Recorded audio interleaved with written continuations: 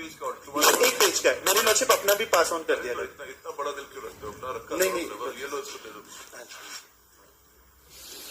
मैं लॉर्डशिप इसमें honourable supreme court ने जो लॉर्डशिप की क्वेरी है उसको अपना पास भी तो रखो सर। क्या बात सर? हाँ जी, क्या वो फोटो स्टेट की मशीनें खराब होगी ना? नहीं लॉर्डशिप मैंने 3 कॉपीज पास कर दी थी। यहाँ तो आई एम सॉरी, एक और diploma.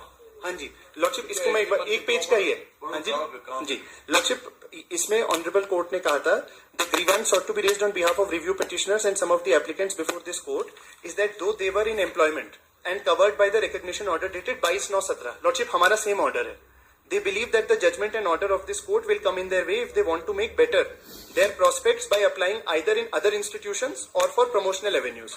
We have already clarified in the judgment under review that the one-time scheme was provided solely to safeguard the interests of those teachers who were employed as on 10/8/17. We are therefore not inclined to entertain the present review petitions.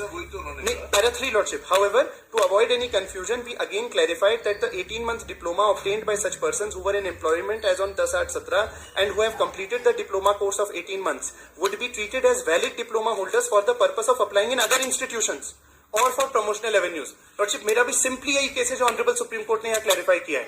मैं lordship नहीं कह रहा हूँ any institution, government institution मैं बता देता हूँ, और फॉर प्रोमोशनल एवेन्यूज। गवर्नमेंट अगर आप गवर्नमेंट इंस्टीट्यूशन में अपॉइंटमेंट के लिए as per rules are not qualified, जी लॉर्डशिप, तो ये इसमें गवर्नमेंट नहीं पढ़ा जा सकता।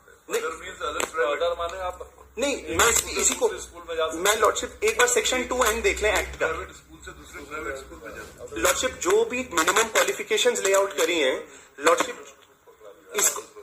जो भी मिनिमम क्वालिफिकेशंस लेआउट करी है आरटीए एक्ट में, एक लॉर्डशिप सबमिशन एनआईओएस डीएलएड का केस में लॉर्डशिप 18 मंथ के एनआईओएस डीएलएड को ऑनरेबल सुप्रीम कोर्ट ने जब बाहर किया, ये वन टाइम थी बिल्कुल,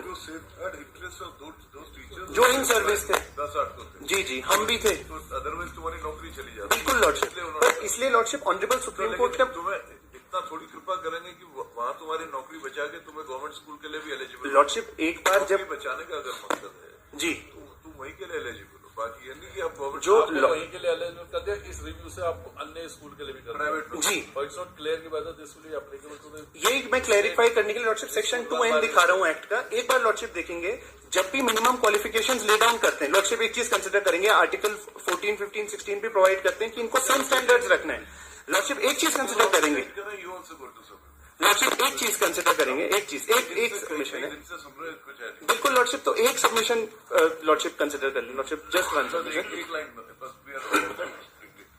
लॉर्डशिप सेक्शन 2N जो मिनिमम क्वालिफिकेशन ले डाउन करता है और स्कूल को डिफाइन करता है, it includes both private and public school, same all schools are covered by same minimum qualification.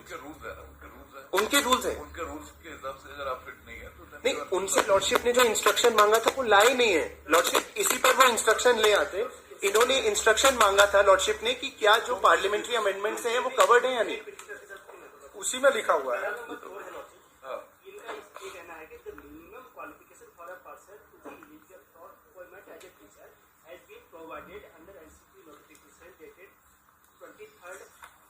August